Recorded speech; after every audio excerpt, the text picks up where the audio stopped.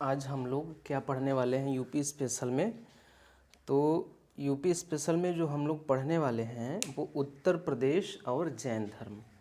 उत्तर प्रदेश और जैन धर्म पढ़ने से पहले कुछ हम लोगों का बौद्ध धर्म के बारे में कुछ जानकारी उत्तर प्रदेश के संदर्भ में बची रह गई थी। इसको कंप्लीट करने के बाद अब हम जैन धर्म की ओर आगे बढ़ेंगे। तो वत्स की बात करें तो इसमें जो हमारा छूटा था वत्स, वत्स की राजधानी क्या थी? तो अगर वत्स की राजधानी की बात करें तो यहाँ की राजधानी थी कौशाम्बी। वत्स की राजधानी क्या थी?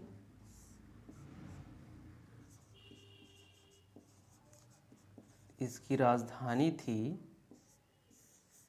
कौशाम्बी।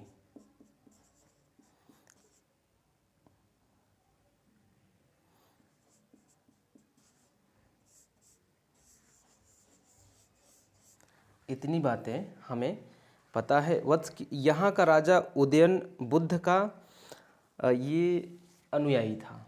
यहाँ का जो राजा उदयन था, हमने बात किया था, ये उदयन हर्यक वंश वाला राजा नहीं था। जो उदयभद्र हर्यक वंश का राजा था वो नहीं। यहाँ का जो राजा था वत्स का, ये था उदयन।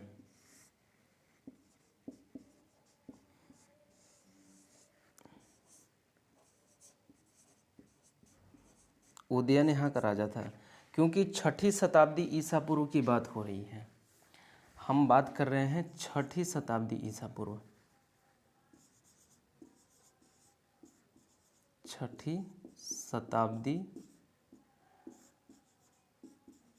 ईसा पूर्व, इसका मतलब है ये 600 ईसा पूर्व, इसकी बात हम लोग कर रहे हैं यहाँ पे।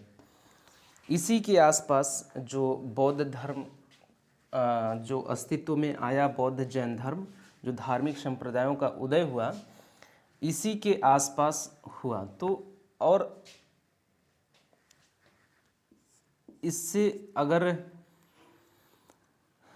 जो हर्यक वंश की बात करें अगर, तो हर्यक वंश का जो टाइम आता है लगभग 440 ईसा पूर्व के आसपास।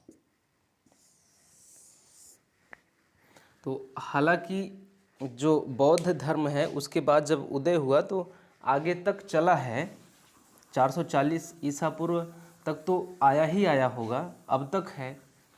तो लेकिन ये जो उदयन है ये वो वाला उदयन नहीं है। कौन वाला? हर्यक वंश का। हर्यक वंश जिसका राजा था अजातशत्रु। अजातशत्रु, इसकी हत्या करके ये जो उदयन था इसकी अजातशत्रु की हत्या करके गद्दी पर बैठा था। तो ये वाला राजा यहाँ पे इसकी बात नहीं हो रही है, ये कोई और राजा है। और दूसरी बात कि जो वो था, वो वाला उदयन था, वो मगध का राजा था। वो कहाँ का राजा था? वो मगध का राजा था। तो यहाँ पे बात हो रही है वत्स। वत्स का राजा कौन था?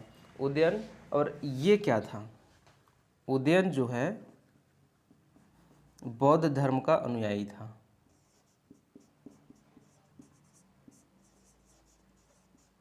धर्म का अनुयायी था।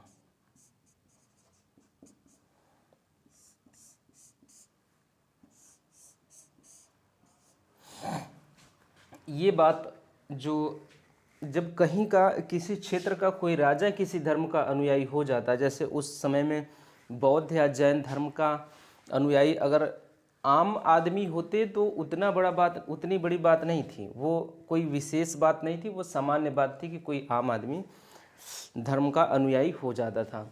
लेकिन अगर कोई राजा, किसी क्षेत्र का राजा उस धर्म का अनुयायी हो जाता था तो ये बड़ी बात होती थी। तो इसलिए ये बड़ी बात है कि किसी क्षेत्र का राजा इस धर्म का अनुयायी होता है, तो इससे उस धर्म की महत्ता के बारे में पता चलता है और इसके पीछे पीछे इसके प्रजा और अन्य लोग भी जो हैं वो उस धर्म से जुड़ने की कोशिश करने लगते हैं। तो वत्स के बारे में जो इतनी जानकारी है कि वत्स की राजधानी कौशाम्बी है, हमने ये बात देख लिया था। इसके बाद जो जानकारी हमें लेनी है कि ये उदयन यहाँ का राजा था, उदयन राजा था और बौद्ध धर्म का अनुयायी था। तो बौद्ध धर्म से संबंधित ये था। इसने बुद्ध को घोषिता राम नामक बिहार भेंट में दिया था। तो इसने एक बिहार दिया था बुद्ध को भेंट में।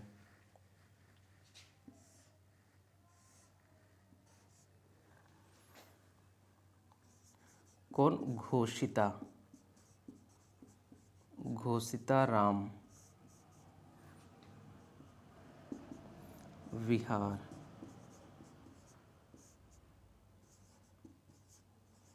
बुद्ध को भेंट किया।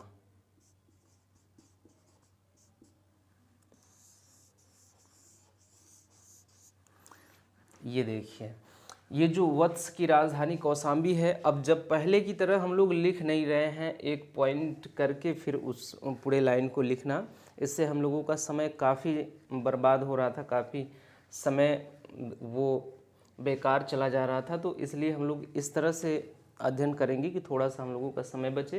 तो वत्स जो है, वत्स की राजधानी कौशाम्बी थी, वत्स की राजधानी कौशाम्बी थी और इसका राजा कौन था? उदयन था और उदयन बौद्ध धर्म का अनुयायी था।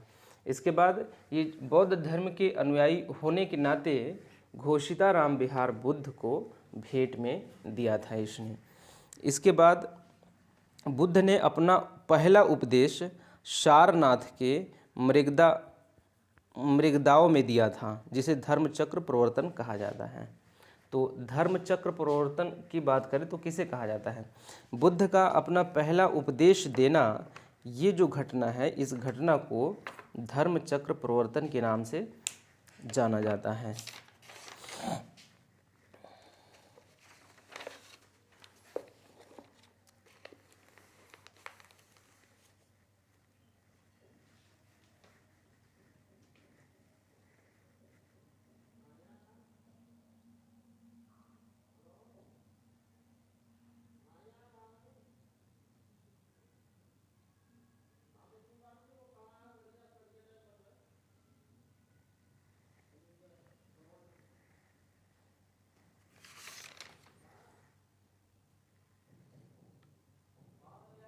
इसमें से और उत्तर प्रदेश से जो संबंधित है वो मल्ल गणराज्य है।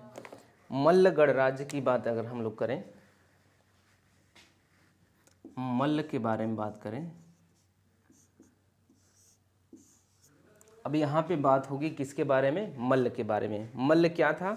मल्ल उस समय में एक गणराज्य था। तो जो मल्ल है ये कुशीनगर और देवरिया वाले ज़िले में स्थित था। तो वर्तमान स्थिति इसकी कहाँ है? वर्तमान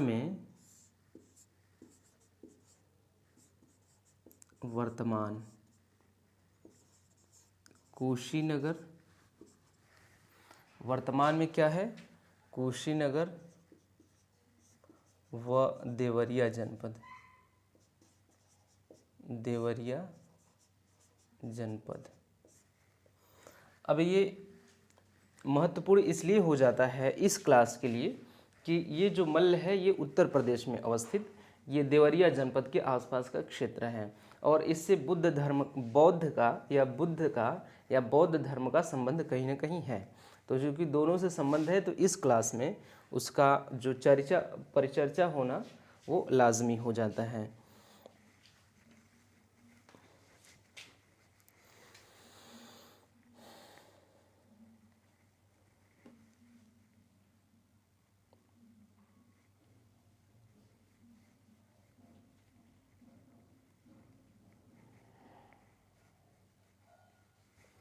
और मल्ल की राजधानी क्या थी? मल्ल की राजधानी थी कुशीनगर। मल्ल की राजधानी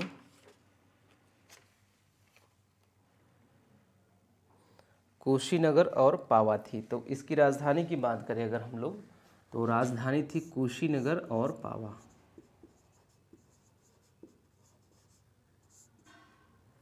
राजधानी थी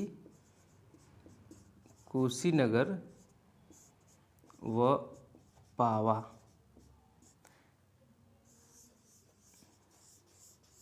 ये राजधानी थी मल्ल की। इससे पिछले वाले क्लास में हमने टेबल बना के देखा था कि किसकी राजधानी कौन सी थी और वर्तमान समय में ये कहाँ तक विस्तारित है। तो पावा की अगर बात करें तो गौतम बुद्ध का महापरिनिर्वाण का तात्पर्य है इनकी जब गौतम बुद्ध की मृत्यु हुई थी, मृत्यु की घटना जो है ये महापरिनिर्वाण के नाम से जाना जाता है। महापरिनिर्वाण के नाम से जाना जाता है। और जो बुद्ध का पहला उपदेश था, बुद्ध का पहला उपदेश, इसे धर्म चक्र प्रवर्तन के नाम से जाना जाता है। धर्म चक्र प्रवर्तन, धर्म चक्र प्रवर्तन के नाम से इसे जाना जाता है। किसको? बुद्ध का पहला उपदेश देना धर्म चक्र प्रवर्तन था और बुद्ध की मृत्यु की जो घटना है उसे महापरिनिर्वाण के नाम से जाना जाता है। तो वैशाख पूर्णिमा के दिन 80 वर्ष की आयु में हिरण्यवती नदी वर्तमान गंडक के तट पर स्थित कुशीनारा में हुआ था। तो वहीं पे कुशीनारा में जो बुद्ध की मृत्यु हुई थी, गंडक नदी के किनारे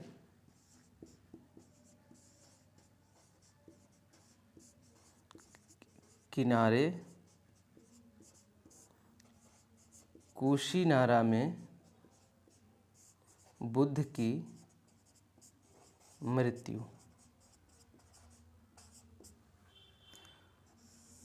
तो बुद्ध की मृत्यु से जुड़ा हुआ है ये हमारा मल्ल, इसलिए यहाँ पे इसको लिया गया।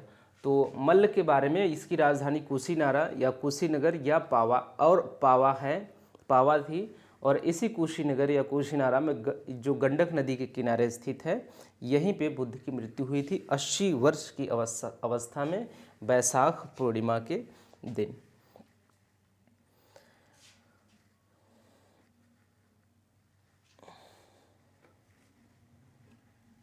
तो जब बुद्ध की मृत्यु हुई तो बुद्ध के मृत्यु के बाद इनका जो अवशेष था, इनके अवशेषों से अलग अलग स्तूप बनाए गए। बुद्ध की मृत्युपरांत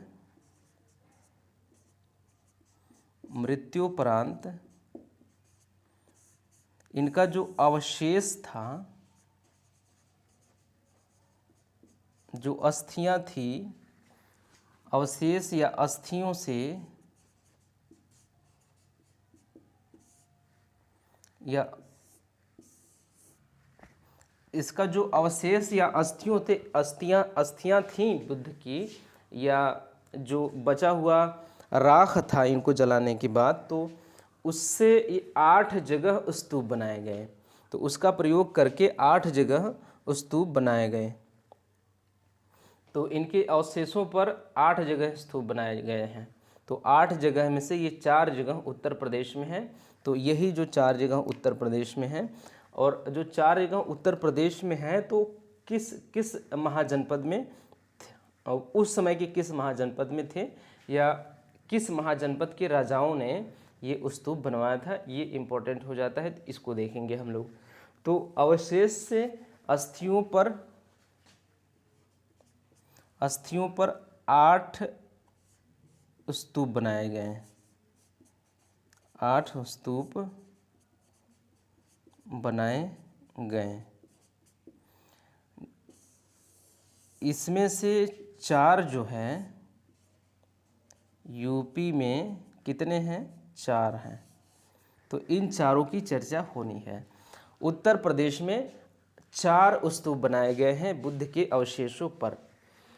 बुद्ध के मृत्यु के बाद इनके अवशेषों पर 8 स्तूप बनाए गए, और ये 8 स्तूप में से 4 स्तूप उत्तर प्रदेश में है। इसी को हमें देखना है कि ये 4 स्तूप कहाँ कहाँ हैं जो उत्तर प्रदेश में बनाए गए हैं।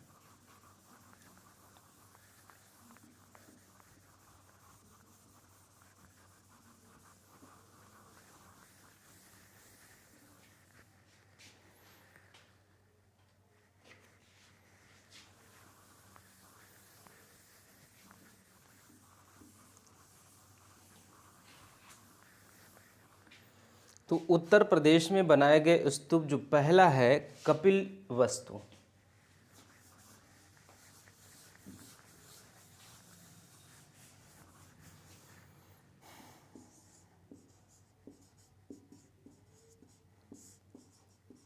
कपिल वस्तु। और इसके जो निर्माण करवाने वाले हैं, जो निर्माता हैं, वो हैं शाक्य। कपिल वस्तु जो है इसके निर्माता जो है शाक्य। शाक्य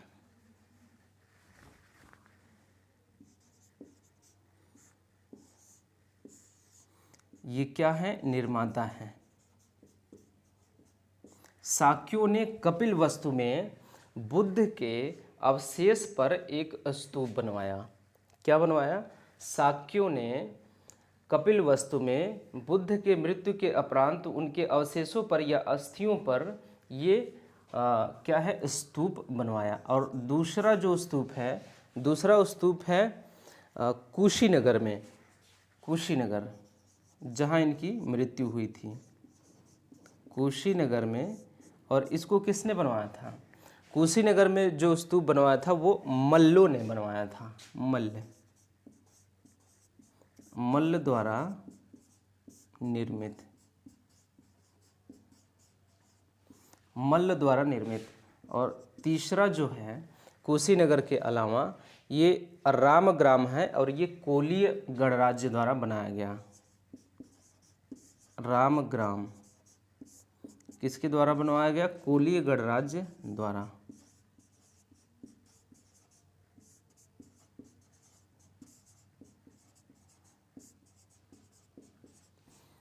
कोलीय गणराज्य द्वारा बना। और जो चौथा और अंतिम है उसका निर्माण पावा में हुआ है और इसको मल्लों ने बनवाया है। ये पावा में मल्लों द्वारा, मल्लों द्वारा निर्मित। तो ये बुद्ध के अवशेषों पर बने 4 स्तूप हैं।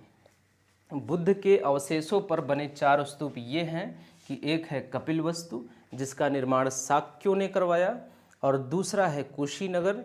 कुशीनगर में जो निर्माण है स्तूप का वो मल्लों द्वारा करवाया गया, और मल्लों द्वारा पावा में भी मल्लों द्वारा ही स्तूप का निर्माण करवाया गया। रामग्राम में कोलीय गणराज्य द्वारा निर्माण करवाया गया। इतनी जानकारी रही बौद्ध धर्म के बारे में।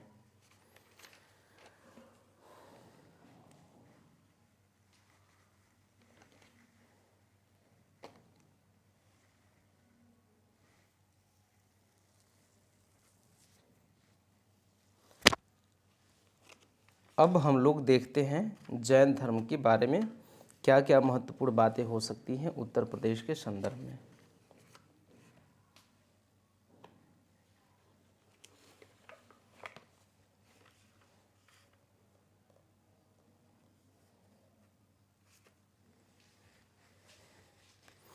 तो जैसा कि हम जानते हैं कि जैन धर्म के संस्थापक ऋषभदेव और वास्तविक संस्थापक जो हैं वो माना जाता है महावीर स्वामी को। जैन धर्म और उत्तर प्रदेश।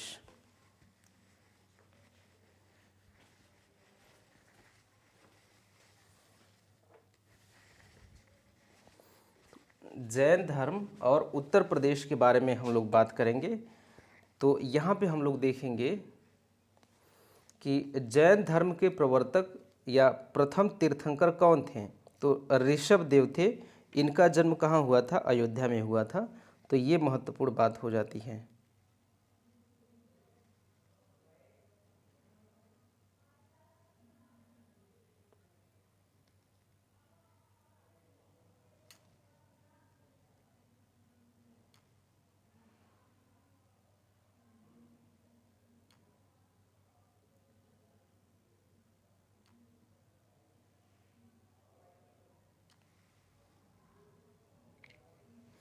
तो अयोध्या में जन्म हुआ था जैन धर्म के पहले तीर्थंकर ऋषभदेव का। तो यहाँ से एक इम्पोर्टेंट जो मुद्दा है वो निकल कर सामने आता है। सूर्यवंश में पैदा हुए थे। तो जो जैन धर्म और उत्तर प्रदेश की बात करें, जैन धर्म व उत्तर प्रदेश, तो इसमें जो बात निकल के आती है, पहले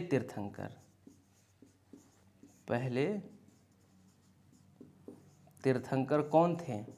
ये थे ऋषभदेव।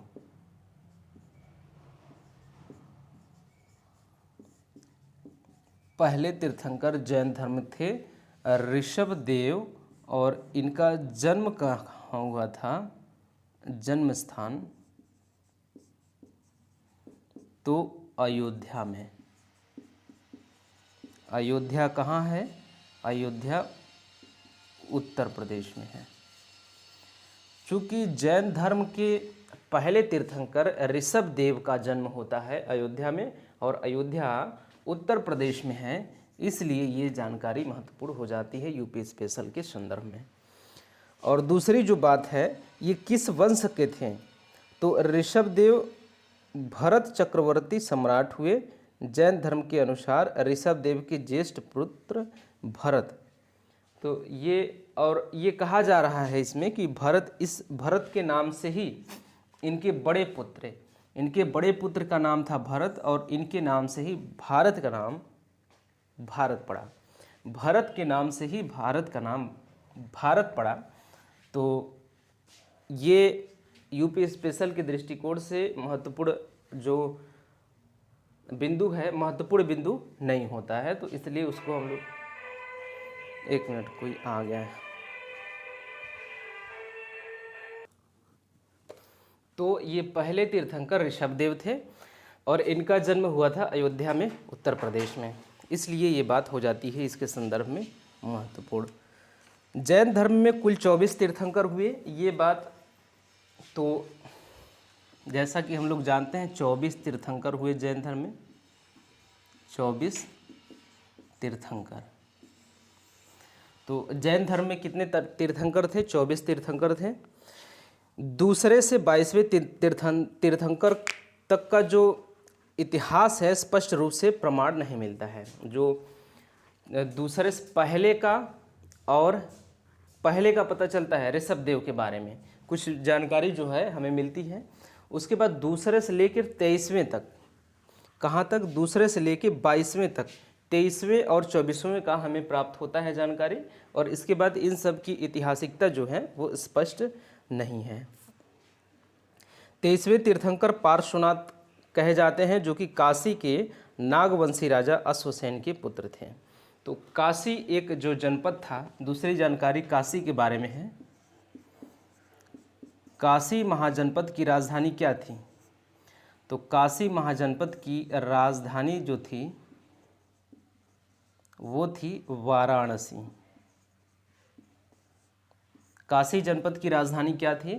तो काशी जनपद की राजधानी थी वाराणसी, और काशी के नागवंश राजा अश्वसेन के पुत्र थे। कौन? पार्श्वनाथ। इसमें एक राजवंश है, इस राजवंश का क्या नाम है? इस राजवंश का नाम है नागवंश। एक राजवंश है, इस राजवंश का नाम है नागवंश। तो ये काशी की राजधानी वाराणसी, और वाराणसी में एक नागवंश नाम का राजवंश रहते थे। नागवंशी राजवंश रहते थे। इन्हीं राजवंश से संबंधित थे पार्श्वनाथ। तो पार्श्वनाथ कौन थे? पार्श्वनाथ थे इसी नागवंश इसका राजा था, एक था, राजा का नाम है, इसमें जो राजा का नाम निकल के आ रहा है वो है अश्वसेन।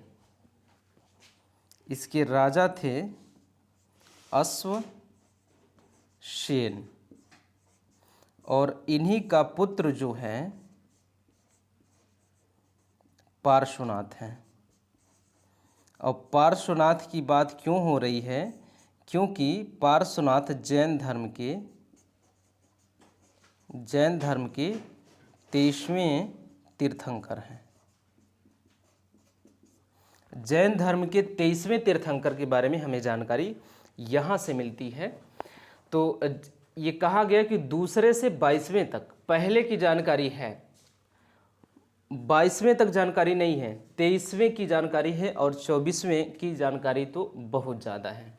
तो काशी जो है, काशी की राजधानी वाराणसी थी। इसी वाराणसी में नागवंशी नाम का राजवंश रहते थे और इसी नागवंशी राजवंश में एक राजा हुआ करते थे अश्वसेन, और अश्वसेन के पुत्र ही थे पार्श्वनाथ।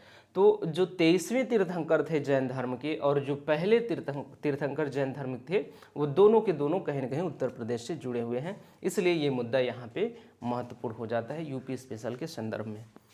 इसके बाद जो अगली जानकारी निकल के आती है, जैन धर्म के 4 महत्वपूर्ण व्रतों की स्थापना की इन्होंने।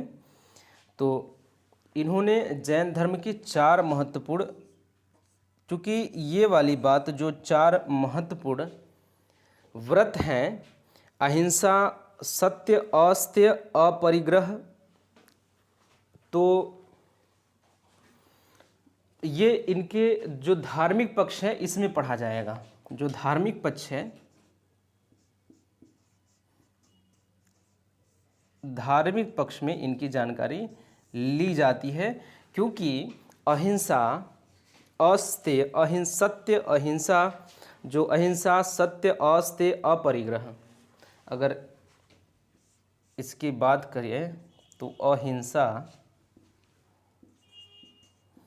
अहिंसा, सत्य, अहिंसा, सत्य, अस्तेय, अपरिग्रह, अस्तेय, अपरिग्रह, अपरिग्रह, ये क्या है? ये पार्श्वनाथ का 4 जो महाव्रत है, 4 महाव्रत, 4 महाव्रत है जिसको पार्श्वनाथ ने दिया था, और ये धार्मिक पक्ष है। तो धार्मिक पक्ष के बारे में उतनी जानकारी हमें नहीं लेना है, बस ये जानना है कि अहिंसा न करना, सत्य बोलना, चोरी न करना और धन का संग्रह नहीं करना, इसका तात्पर्य था। तो यहाँ पे पार्श्वनाथ के बारे में इतनी जानकारी हमें निकल के आती है। इनके अनुयायियों को निर्ग्रंथ कहा जाता था। तो जैन धर्म के जो अनुयायी थे, जैन धर्म के अनुयायी निर्ग्रंथ,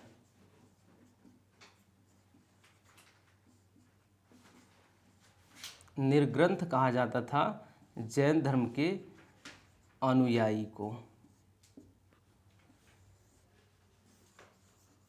तो जैन धर्म के अनुयायी को, तो किस धर्म के अनुयायी को निर्ग्रंथ कहा जाता था? जैन धर्म, बौद्ध धर्म, शैव धर्म, वैष्णव धर्म, तो इन सब में से किसके धर्म को, किस धर्म के अनुयायियों को निर्ग्रंथ के नाम से जाना जाता था? तो जैन धर्म के अनुयायियों को निर्ग्रंथ के नाम से जाना जाता था। और जैन धर्म में जो पार्श्वनाथ हैं, पार्श्वनाथ में 4 महाव्रतों की अवधारणा प्रस्तुत किया था। अहिंसा, इसका मतलब है कि किसी की हत्या न करना, सत्य, झूठ नहीं बोलना, हमेशा सत्य बोलना, अस्तेय, चोरी नहीं करना, और अपरिग्रह, इससे धन का संग्रह नहीं करना।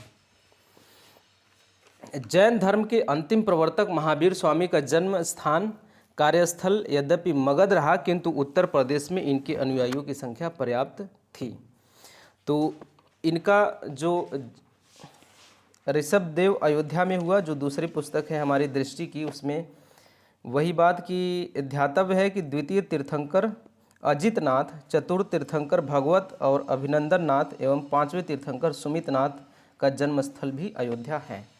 तो यहाँ पे जो कि राकेश सारस्वत में नहीं दिया है और इसमें दृष्टि में देखने को मिल रहा है, एक महत्वपूर्ण बात है उत्तर प्रदेश के संदर्भ में। तो उत्तर प्रदेश में जन्मे, उत्तर प्रदेश से संबंधित ऐसे तीर्थंकर, जैन धर्म के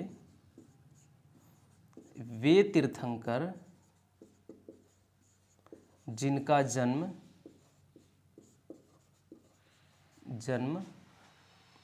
यूपी में, विशेषकर अयोध्या में हुआ था। अयोध्या में हुआ था। तो इसके बारे में हम लोग देखें तो इसमें जो दृष्टि में जानकारी हमें मिलती है कि जो द्वितीय तीर्थंकर अजितनाथ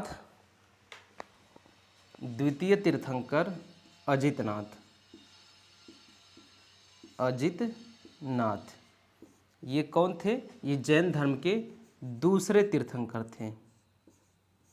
दूसरे तीर्थंकर ये थे, दूसरे तीर्थंकर थे। और भगवान अभिनंदन नाथ भगवान अभिनंदन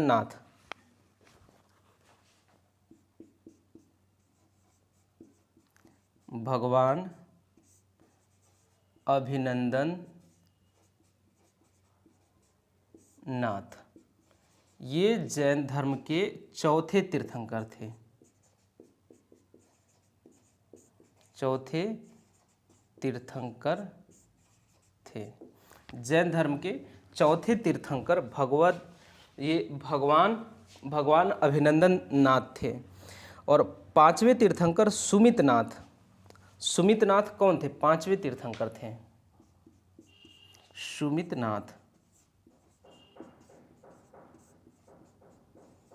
सुमितनाथ पांचवें तीर्थंकर थे।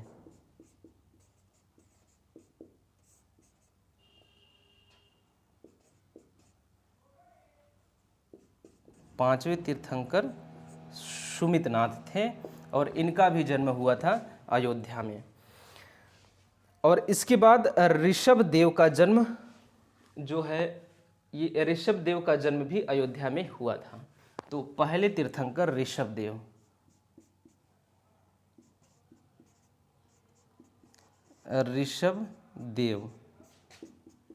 पहले तीर्थंकर।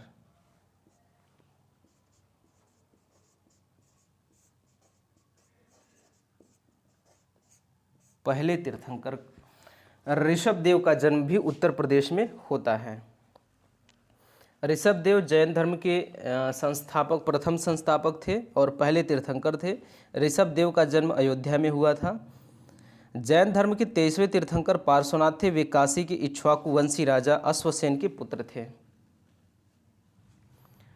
नागवंशी या इक्ष्वाकु वंशी, ये जो दृष्टि में जानकारी निकल के आ रही है,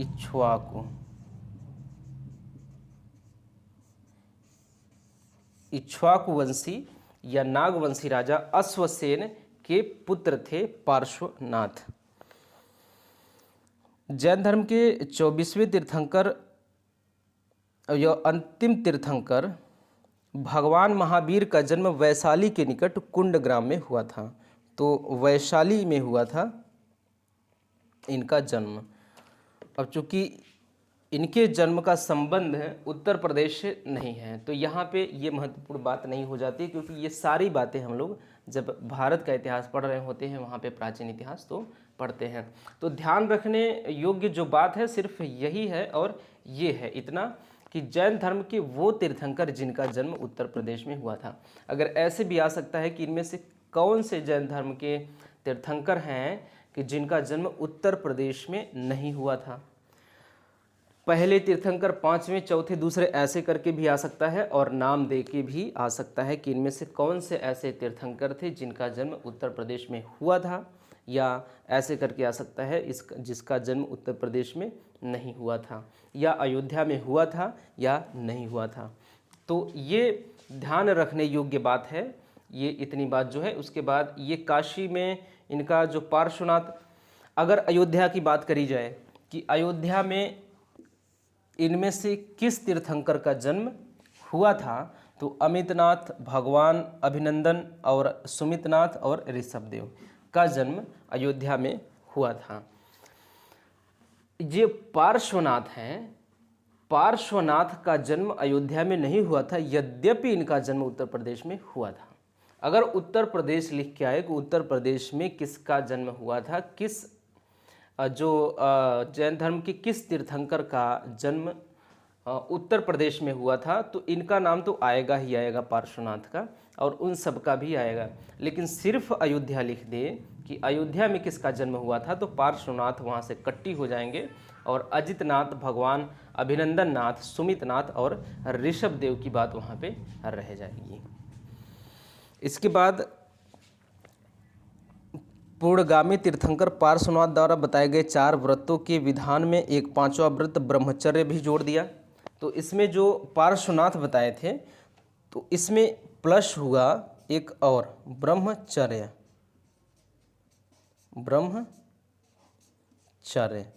और इसको जोड़ने वाले जो थे वो थे महावीर स्वामी,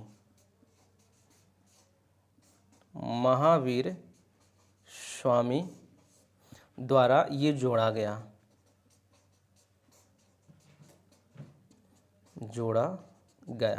तो अब जाके कुल मिला के हो गए 5 महाव्रत की बात होने लगी जैन धर्म में। पहले 4 ही महाव्रत थे जिसको पार्श्वनाथ ने जोड़ा था, अहिंसा, सत्य, अस्तेय, अपरिग्रह।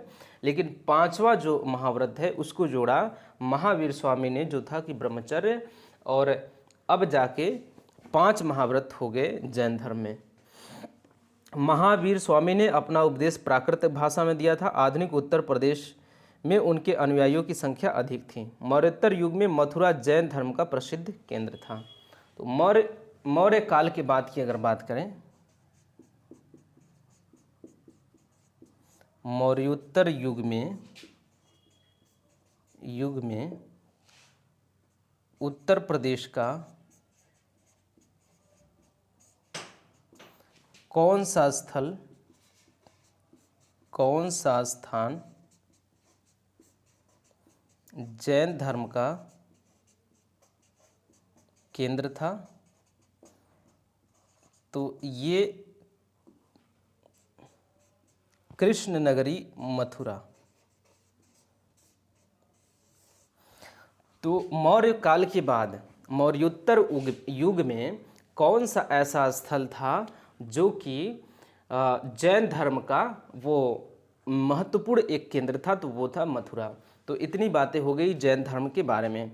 तो आगे बढ़ते हुए अगर हम लोग देखें तो इतनी 2 दृष्टि की बात तो यहाँ पे कंप्लीट हो गई।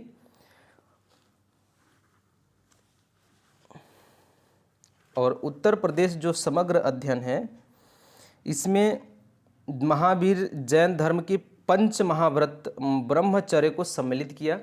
ये भी बात यहाँ पे हमने कर लिया है।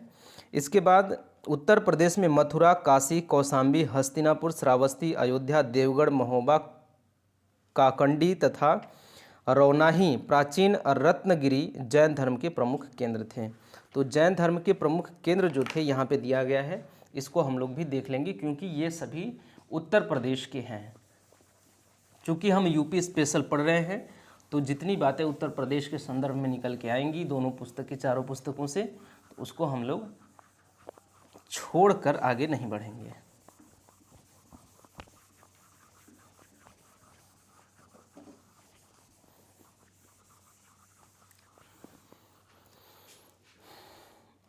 तो उत्तर प्रदेश में जैन धर्म के प्रमुख केंद्र,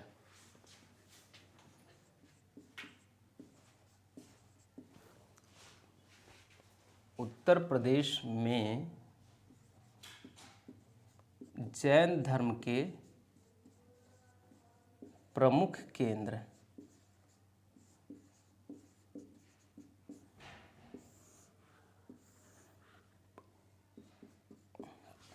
उत्तर प्रदेश में जैन धर्म के जो प्रमुख केंद्र थे उसमें था मथुरा, काशी, कौशाम्बी, मथुरा, काशी, कौशाम्बी, हस्तिनापुर,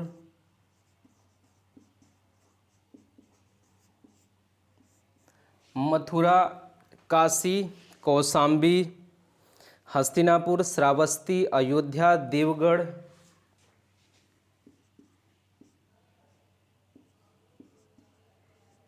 श्रावस्ती,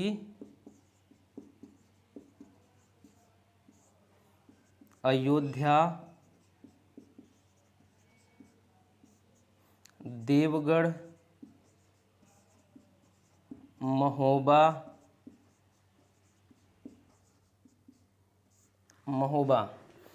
श्रावस्ती, अयोध्या, देवगढ़, महोबा, काकंडी तथा रौनाही।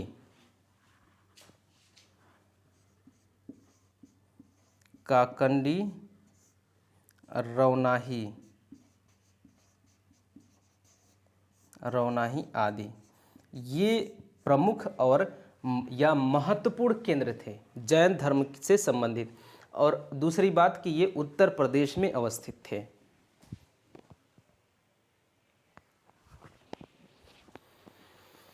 तो इतनी बातें हो गई हमारे बौद्ध धर्म और जैन धर्म के संदर्भ में। इसके बाद अब हमारा जो अगला टॉपिक निकल के आता है वो है मौर्य काल के बारे में। तो मौर्य वंश के संस्थापक चंद्रगुप्त मौर्य के पिता ने कोलीय गणराज्य के अंतर्गत रामग्राम, वर्तमान गोरखपुर जनपद के निकट मौर्य राज्य की स्थापना की थी। तो अब यहाँ पे उत्तर प्रदेश में मौर्य काल,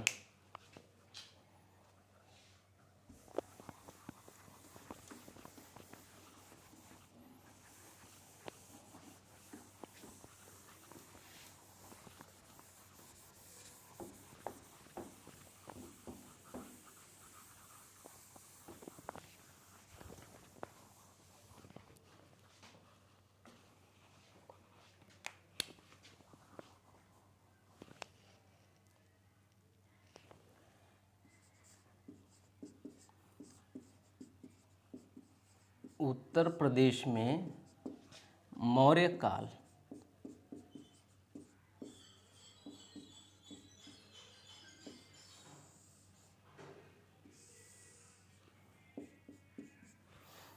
तो अब मौर्य काल के भी उन्हीं पहलुओं की चर्चा होगी वहाँ पे, यहाँ पे, जो कि उत्तर प्रदेश में स्थित होंगे। तो मौर्य वंश के संस्थापक जो थे वो कौन थे? चंद्रगुप्त मौर्य। तो संस्थापक कौन थे? मौर्य वंश के संस्थापक, मौर्य वंश संस्थापक कौन थे? ये थे चंद्रगुप्त मौर्य। चंद्रगुप्त मौर्य। और इन्होंने चंद्रगुप्त मौर्य, मौर्य वंश के संस्थापक थे चंद्रगुप्त मौर्य। और मगध के राजा जो थे, मगध का राजा घृणानंद, मगध का राजा घृणानंद की हत्या करके इन्होंने मौर्य वंश की स्थापना करी थी। तो मगध के राजा, तो चूंकि मगध के राजा थे तो वो घृणानंद मगध के राजा थे, तो यहाँ पे ये बात आनी चाहिए कि हम लोगों ने तो मगध का राजा ये घृणानंद के बारे में और सब जो थे उनके बारे में तो पढ़ा नहीं। तो हमने इसलिए नहीं पढ़ा क्योंकि ये उत्तर प्रदेश के नहीं थे। मगध मध्य प्रदेश में, मध्य प्रदेश से संबंधित और उसके आसपास, वो बिहार और उसके आसपास के आसपास के क्षेत्रों से संबंधित है। तो हमने मगध के राजाओं को किसी को भी नहीं पढ़ा। बृहद्रथ राजवंश, शिशुनाग राजवंश, नंद राजवंश, ये जो मौर्य राजवंश है, चंद्रगुप्त मौर्य, कहीं ना कहीं ये उत्तर प्रदेश से कनेक्टेड है, इसलिए हम इसको पढ़ रहे हैं। जैसे कि हम अगर मगध राजवंश में जो घृणानंद या नंद राजवंश की बात करें, नंद वंश, तो इसका जो विस्तार था, विस्तार हो सकता है रहे उत्तर प्रदेश में, विस्तार उत्तर प्रदेश में रहे, लेकिन उत्तर प्रदेश में इससे संबंधित कोई बहुत ज़्यादा महत्वपूर्ण घटना नहीं घटी, इसलिए हम लोग इसको छोड़ते हुए आगे बढ़े हैं। उत्तर प्रदेश से के मतलब इसमें जो है किसी भी टॉपिक में उसी बिंदु को लिया जाएगा जो उत्तर प्रदेश के से विशेष रूप से संबंधित होगा। तो इनके जो पिता है ना, पिताजी इनके उत्तर प्रदेश से संबंधित थे, महत्वपूर्ण था, ये महत्वपूर्ण बात हो जाती है। तो पिताजी कहाँ से संबंधित थे? तो वर्तमान गोरखपुर से संबंधित थे, हमारे मुख्यमंत्री वाला एरिया, मुख्यमंत्री जी वाला एरिया। इनके पिता कोलीय गणराज्य के अंतर्गत रामग्राम के निकट मौर्य राज्य की स्थापना की थी। तो इनके पिता जो थे, चंद्रगुप्त मौर्य के पिता ने इनके पिता ने क्या किया था कि रामग्राम के निकट, रामग्राम के निकट मौर्य वंश की स्थापना की थी, स्थापना की थी। अब ये यहाँ पे अभी हमें समझ में नहीं आया कि ये इम्पोर्टेंट यहाँ पे क्यों हुआ रामग्राम से समझ में आएगा। तो ये कोलीय गणराज्य के अंतर्गत था और ये था गोरखपुर में, गोरखपुर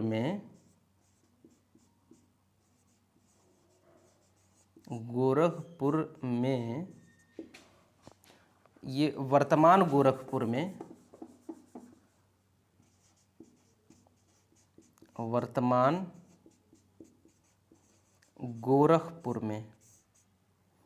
वर्तमान गोरखपुर का ये क्षेत्र था रामग्राम। इसके पिता ने रामग्राम के निकट मौर्य वंश की स्थापना की और इसका मौर्य वंश की स्थापना किसके अंतर्गत थी? तो कोलीय गणराज्य के अंतर्गत। मौर्य वंश की स्थापना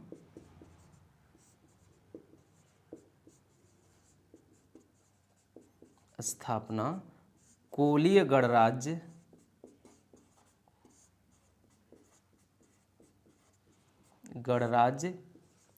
के अंतर्गत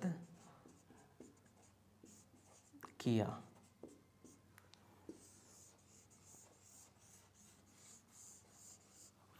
तो ये मौर्य वंश कहाँ का था? तो मौर्य वंश कोलीय गणराज्य में था।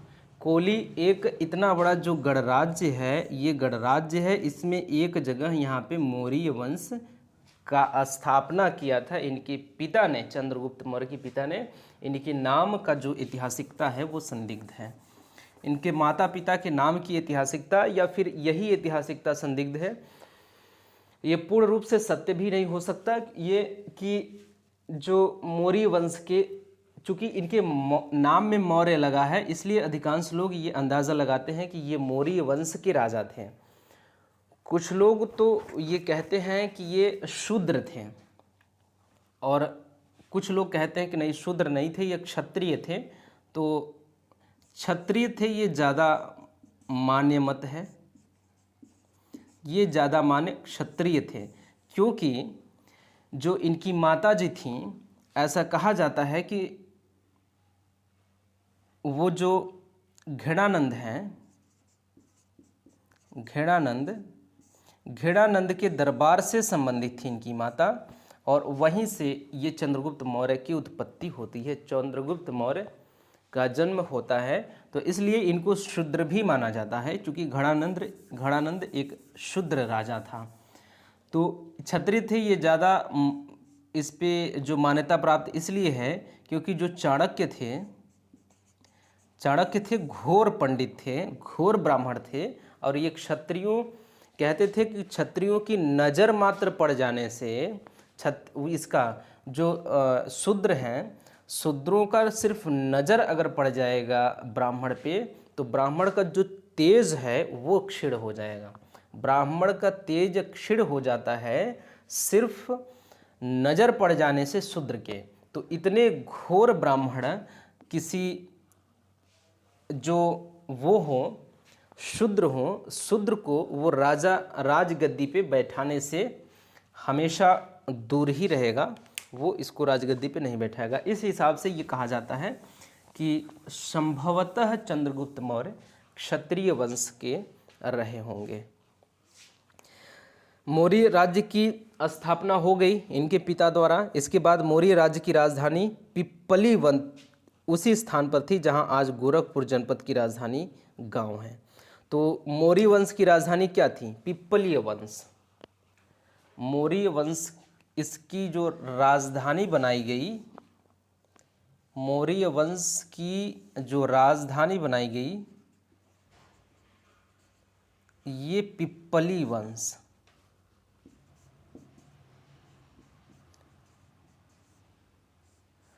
पिप्पली बनाई गई। पिपली में बनाई गई, पिपली वन में। और आज गोरखपुर की राजधानी गांव है, पिपली वन। और ये पिपली वन गोरखपुर में वर्तमान में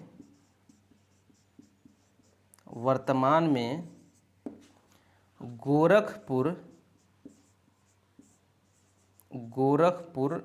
में अवस्थित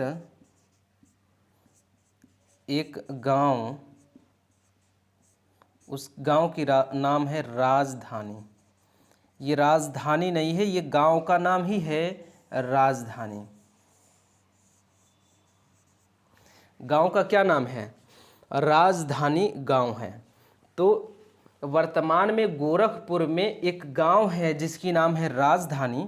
ये राजधानी ही वो स्थल है जिसको हम पिपली वन कह रहे हैं।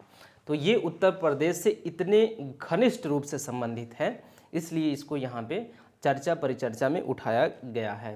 तो मौर्य वंश के संस्थापक थे चंद्रगुप्त मौर्य, और चंद्रगुप्त मौर्य के जो पिताजी थे वो रामग्राम के निकट मौर्य वंश की स्थापना की थी। और किसके अंतर्गत? जो कोलीय गणराज्य था, कोलीय गणराज्य में मौर्य वंश था। कोलीय गणराज्य में एक था मौर्य वंश, और मौर्य वंश के ही एक व्यक्ति थे, उनके पिता जो थे चंद्रगुप्त मौर्य। तो मौर्य वंश के राजा के पिता चंद्रगुप्त के लड़के थे चंद्रगुप्त मौर्य। कौन थे? मौर्य वंश के लड़के, मौर्य वंश के पुत्र थे। मौर्य वंश के जो राजा थे उस राजा के पुत्र, मौर्य वंश के राजा के पुत्र चंद्रगुप्त मौर्य थे। और ये मौर्य वंश कहाँ था? ये कोलीय गणराज्य में था। इसकी स्थापना, जो मौर्य वंश की स्थापना इनके पिताजी ने ही किया था। और ये वर्तमान के गोरखपुर वाले क्षेत्र में है, ये रामग्राम।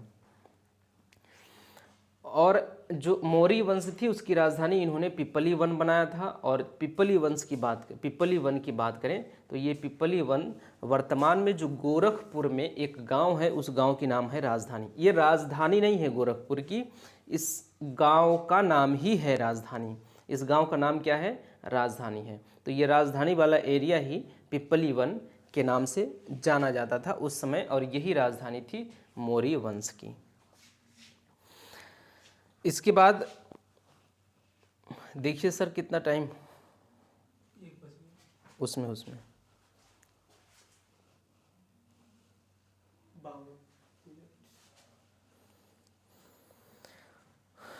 इतनी बात होगी। उत्तर प्रदेश में अशोक के अभिलेख की चर्चा यहाँ पे हम लोग कर लेते हैं। उत्तर प्रदेश में अभिलेख, जो मौर्य वंश से संबंधित जितने अभिलेख हैं उत्तर प्रदेश के,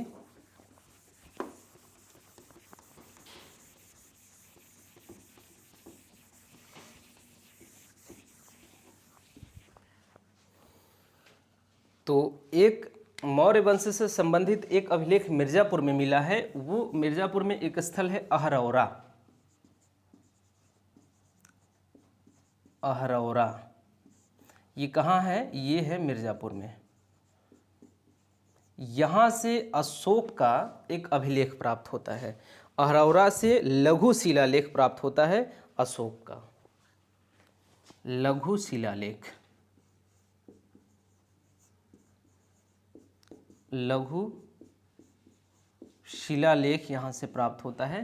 ये उत्तर प्रदेश में स्थित अशोक के अभिलेखों की चर्चा है यहाँ पे। तो अहरौरा जो कि मिर्जापुर में है, यहाँ से लघु शिलालेख प्राप्त होता है।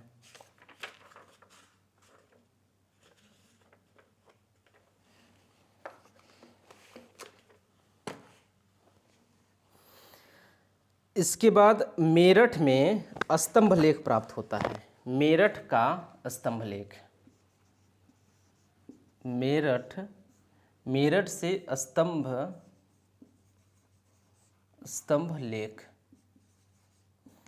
लेख प्राप्त होता है मेरठ से अशोक का। उसके बाद प्रयाग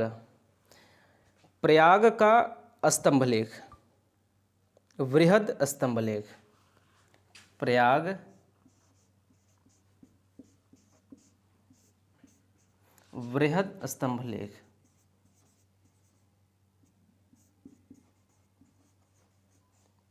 स्तंभ लेख प्रयाग का है। ये प्रयागराज इलाहाबाद में पाया गया है वृहद स्तंभ लेख। उसके बाद सारनाथ से यहाँ से प्राप्त होता है लघु स्तंभ लेख। सारनाथ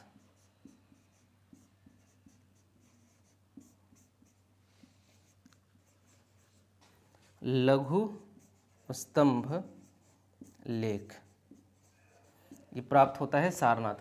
और पांचवा जो है कौशाम्बी से लघु स्तंभ लेख यहाँ से भी प्राप्त होता है। कौशाम्बी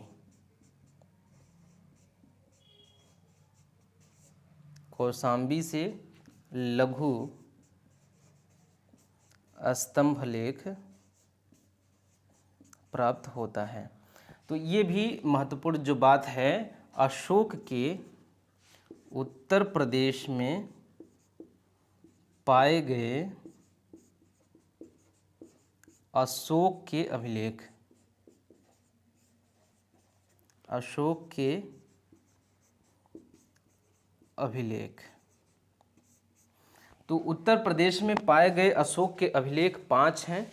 तो इनकी महत्ता बढ़ जाती है यूपीपीसीएस या उत्तर प्रदेश सरकार द्वारा आयोजित की जाने वाली समस्त ऐसी परीक्षाएं जिसमें जीएस या फिर प्राचीन इतिहास से सवाल पूछे जाते हों, उसमें से अगर मौर्य काल से सवाल पूछ रहा है तो ये सवाल पूछे जाने के चांस बन सकते हैं, क्योंकि ये उत्तर प्रदेश में स्थित हैं। और एक महत्वपूर्ण शासक अशोक, भारत का एक महत्वपूर्ण सम्राट शासक अशोक, उसके संबंध में ये सब अभिलेख हैं और उत्तर प्रदेश से पाए गए हैं। तो ये महत्वपूर्ण बात यहाँ से निकल के आती है। ये अहरौरा है, ये मिर्ज़ापुर में स्थित है, यहाँ से अशोक का लघु शिलालेख मिला है। और मेरठ से उत्तर प्रदेश के मेरठ से अशोक का स्तंभ लेख प्राप्त हुआ है। उत्तर प्रदेश के प्रयाग से अशोक का वृहत स्तंभ लेख प्राप्त हुआ है। उत्तर प्रदेश के सारनाथ से अशोक का लघु स्तंभ लेख प्राप्त हुआ है। उत्तर प्रदेश के कौशाम्बी से अशोक का लघु स्तंभ लेख प्राप्त हुआ है। तो लघु स्तंभ लेख उत्तर प्रदेश में कहाँ कहाँ से मिले हैं? तो लघु स्तंभ लेख उत्तर प्रदेश में सारनाथ और कौशाम्बी से मिले हैं। वृहत स्तंभ लेख कहाँ से है? प्रयागराज से। टोपरा का स्तंभ लेख, सहारनपुर के बारे में एक बात हो रही अलग से, जो दृष्टि में अतिरिक्त जानकारी है, ये टोपरा इसका जो लोकेशन बताया जा रहा है वो बताया जा रहा है सहारनपुर।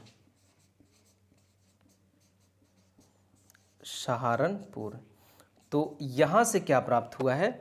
यहाँ से भी स्तंभ लेख प्राप्त होता है, स्तंभ लेख। तो 2 हमें स्तंभ लेख प्राप्त हो गए, ये और ये। तो स्तंभ लेख उत्तर प्रदेश में हमें कहाँ कहाँ से प्राप्त होते हैं? तो मेरठ और सहारनपुर से हमें स्तंभ लेख प्राप्त होते हैं अशोक के। तो अशोक के अभिलेखों के बारे में इतनी जानकारी चूँकि अशोक कौन थे तो अशोक हमें पता ही होगा। हम लोग पूरा इतिहास यहाँ इसलिए नहीं पढ़ रहे हैं, ये जान के कि हम लोग पता है कि हम लोग इतिहास पढ़ चुके हैं।